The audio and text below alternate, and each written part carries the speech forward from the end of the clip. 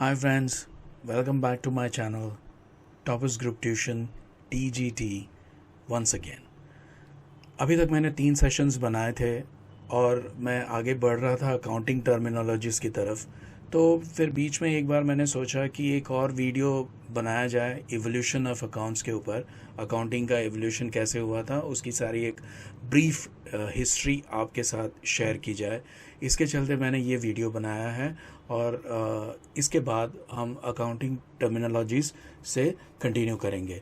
फ़िलहाल आप ये वीडियो देखें और समझने की कोशिश करिए कि अकाउंट्स और बुक कीपिंग का जो भी एक ब्रीफ हिस्ट्री है वो क्या था। Okay, so let's continue with the session 4 and about the evolution of accounting.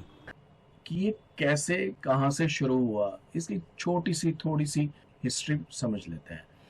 आप देखेंगे तो ये सारे जो देश हैं ये एक एरा था जिसके अंदर ये मिडल ईस्ट के सारे देश, जिसे हम मेसोपोटामिया कहते हैं, ये जो एशिया का जो ये इलाका था जहाँ पर बहुत बिजनेस हुआ करता था, यहाँ पर ट्रेड्स बहुत होता था। मैन्युफैक्चरिंग तो ठीक है, वहाँ पर भी होती थी, चाइना से आता था, सिल्क वगैरह सब आता था, चाइना के क्ले के यूटेंसिल्स आते थे, ये सारी चीज़ें हुआ करती थी उस वक्त। लेकिन जो ट्रेड का जो सेंटर था वो ये पूरा इलाका था।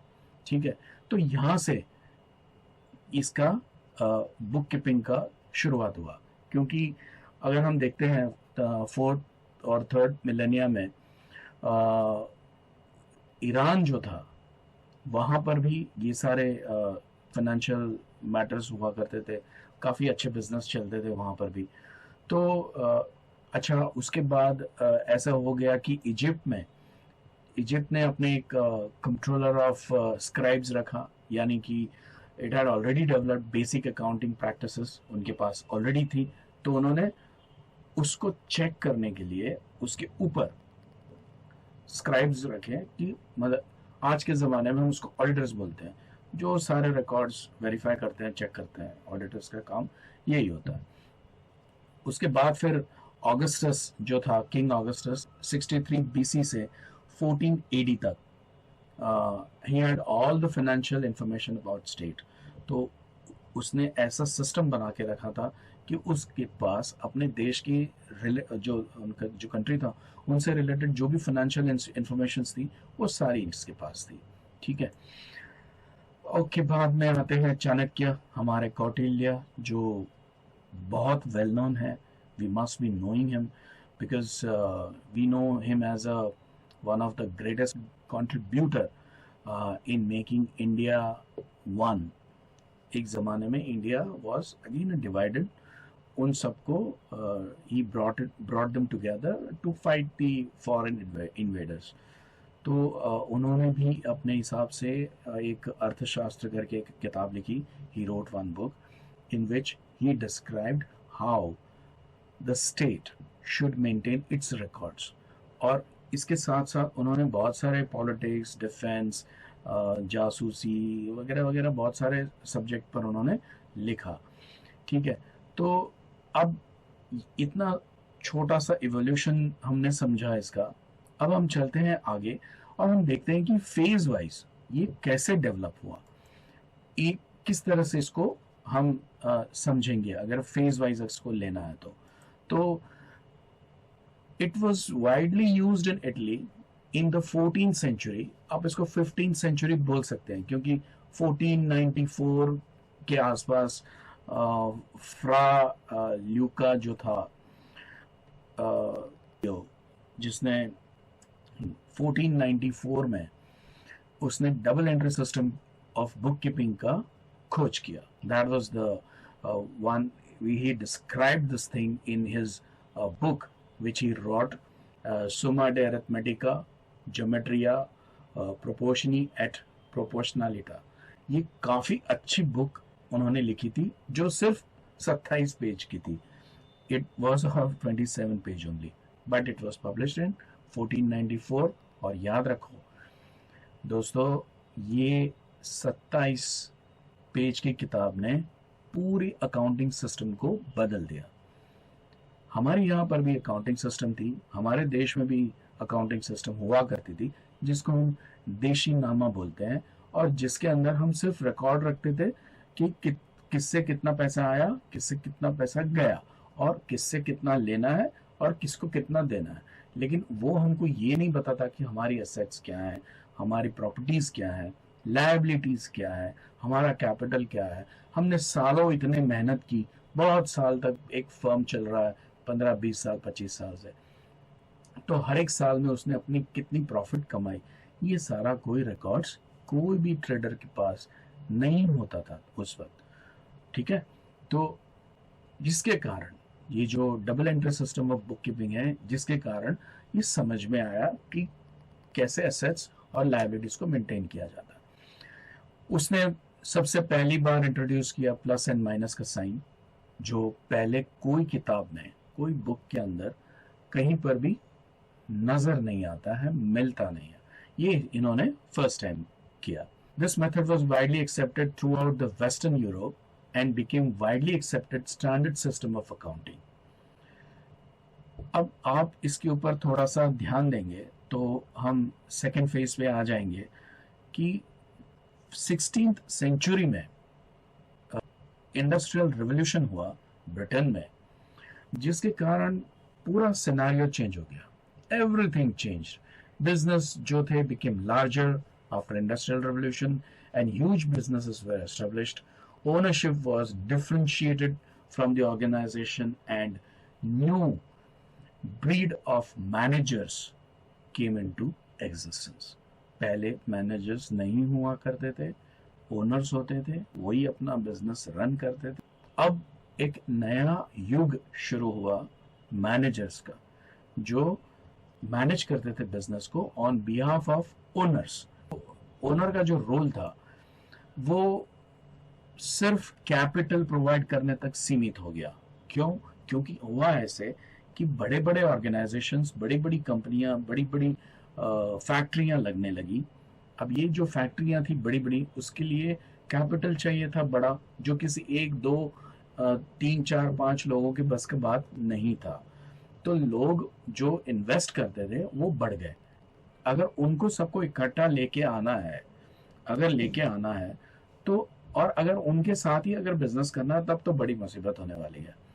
क्योंकि हर बंदा अपने विचार रखता है और वो हर बंदा अपने हिसाब से सोचता है कि सब चले। पॉसिबल नहीं है, क्योंकि कभी कभी ऐसे होता है कि कोई एक डिसीजन जो लिया जा रहा है वो किसी एक जो पार्टनर है या एक जो कंट्रीब्यूटर है कैपिटल का, उसको पसंद नहीं आए। ऐसे हो सकता है। इसका रास्ता ये था कि सारी जिम्मेदारी एक मैनेजर को दे दो, वो मैनेजर ही सब कुछ देखेगा और वो रिपोर्ट करेगा कि भाई हमारा बिजनेस इस तरह से चल रहा है। ठीक है, तो जो ओनर्स थे वो they used to apply control on the managers through accounting, क्योंकि अकाउंटिंग की मदद से ही उनको पता चलता था कि हमारा जो बिजनेस है वो प्रॉफिट कर रहा है, लॉस कर रहा है, क्या कर रहा है। तो ये सिचुएशन थी। तो यहाँ पर ऐसे हुआ कि मैनेजर्स जैसे आ गए तो अकाउंट्स का जो इम्पोर्टेंस था, बुक कीपिंग का जो इम्पोर्टेंस था, वो बहुत बढ़ गया। और इसके चलते काफ़ी नए नए मेथड्स भी इसके अंदर यूज़ होने लगे। बहुत कुछ थोड़ा इनोवेशंस भी इसके अंदर आए जो पहले प्रिमिटिव थे, जहाँ से पैसियोली ने जो लिखा वहाँ से। ठीक है, उसके बाद आगे चलते हैं, थर्ड फेज आ गया। अब ये थर्ड फेज क्या था? थर्ड फेज ये था कि जैसे मैंने बताया कि लार्ज इंडस्ट्रीज लगने लगी, तो उसके अंदर एक नया फॉर्म ऑफ ऑर्गेनाइजेशन आया जिसको हम बोलते हैं जॉइंट स्टॉक कंपनी या लिमिटेड कंपनी, जिसके अंदर हर मेंबर की जो लायबिलिटी है वो लिमिटेड है। वो एक उतना ही पैसा देगा, जैसे कि अगर 10 रुपए का शेयर है तो उसकी वो शेयर के प्रति लायबिलिटी सिर्फ 10 रुपया है। अगर उसने 10 रुपया दे दिया और अगर फ्यूचर में अगर कंपनी ने लॉस किया या कुछ हो गया तो वो मेंबर अपने जेब से कुछ भी निकाल के नहीं देगा। इसके लिए उसको लिमिटेड लायबिलिटी कहा गया। ठीक है, तो this begin after 16th century. ठीक है, इसकी ये जो चीज थी इसमें, एक बहुत बड़ा एक पॉइंट आया कि जो मेंबर्स थे, यानी कि जो ओनर्स थे, यानी जो लोग इसके अंदर इन्वेस्ट करते थे, वो लोग स्कैटर्ड थे। ऐसे नहीं था कि एक ही शहर के लोग थे या एक ही गली के लोग थे, एक ही इलाके के लोग थे, ऐसे नहीं था। ये सारे लोग पूरे देश में फैले हुए थे and they were all scattered. ठीक है, तो उन तक फाइनेंशियल इंफॉर्मेशन भी पहुंचाना जरूरी था क्योंकि वो ओनर्स हैं। तो इसकी वजह से एक और बार बुक कीपिंग और अकाउंटेंसी का इंपॉर्टेंस बढ़ गया। ठीक है, अब इसके लिए एक और चीज होने लगी, इंपॉर्टेंस तो बढ़ गया लेकिन साथ में आया कि ये इंटरनल बिजनेस को जो रन कर रहे हैं, मैनेजर्स जो रन कर रहे हैं, उसको इंटरनल भी इंफॉर्मेशन की जरूरत पड़ने लगी। तो उसके लिए डेवलप हुआ मैनेजमेंट अकाउंटिंग, जिसके लिए जो अकाउंटिंग होता था वो मैनेजर्स के लिए होता था और वो उनके लिए होता था। अच्छा, ये जो अकाउंटिंग था इसको हमने we started calling it internal accounting.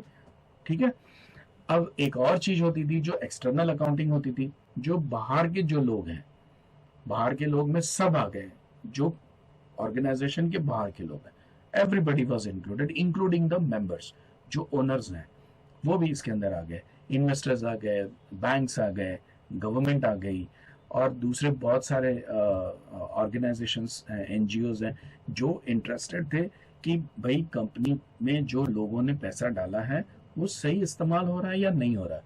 तो ये भी एक वजह थी। सो उसको हमने बोला फाइनेंशियल अकाउंटिंग। तो एक हो गया मैनेजमेंट अकाउंटिंग, जो अंदर की जो इंफॉर्मेशन है जो मैनेजर्स तक पहुंचाती थी, और एक हो गया एक्सटर्नल अकाउंटिंग जिसको हम बुलाते हैं फाइनेंशियल अकाउंटिंग। ठीक है, अभी फिलहाल हम 11वीं में हम सिर्फ फाइनेंशियल अकाउंटिंग सीख रहे हैं। ठीक है, मैनेजमेंट अकाउंटिंग अगले साल 12th में रेशियोज और उसके नाम पे आएगा कैश फ्लो।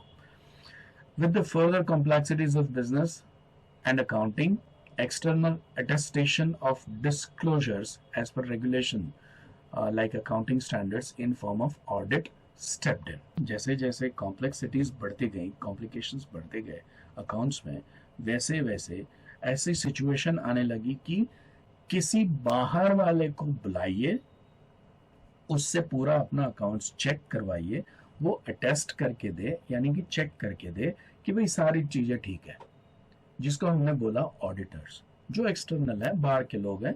बाहर के लोग आते हैं, आपके रिकॉर्ड्स को चेक करते हैं कि भाई आपने रिकॉर्ड्स तो ठीक रखा है, इसके अंदर कोई फ्रॉड वगैरह या मिस्टेक्स या ऐसा तो कुछ मैनिपुलेशंस तो नहीं है। ये एक चीज आ गई। उसके बाद अकाउंटिंग स्टैंडर्ड्स भी सेट हो गए कि भाई आपको यही स्टैंडर्ड के हिसाब से आपको बुक्स ऑफ अकाउंट्स मेंटेन करने हैं। धीरे धीरे वो इंटरनेशनल हो गया और आजकल एक international accounting standards is in practice, और आपको आपके सारे अकाउंट्स जो हैं उसके हिसाब से आपको बनाने। So that was the thing which was developed and evolved during the third phase, जो अभी चल रहा है। With this, we come to end of the session 4. आगे मैं एक और वीडियो तुरंत अपलोड करूँगा। अकाउंटिंग टर्मिनोलॉजीज हमें बिल्कुल आइडिया देगा कि ये जो सारे शब्द हैं, ये जो सारी टर्म्स हैं, वो अकाउंट्स में कैसे यूज़ होती है। इसके ऊपर मैं अगला वीडियो बनाने जा रहा हूँ। ये जो सिचुएशन कोविड-19 की वजह से चल रही है, जिसमें स्टूडेंट्स कम्युनिटीज़ को बहुत नुकसान उठाना पड़ रहा है, और इसके चलते ये मेरी तरफ से छोटी सी कोशिश है कि बच्चों को उनको जो जो चाहिए वो मिल जाए। मेरी आप लोग सबसे रिक्वेस्ट है, प्लीज़ मेरे चैनल को लाइक करें, सब्सक्राइब करें और शेयर करें अपने दोस्तों के साथ, और बेल आइकन दबाना बिल्कुल ना भूलें, क्योंकि आने वाले हर वीडियो की जानकारी आपको तुरंत से मिल जाएगी। Okay, bye, thank you friends.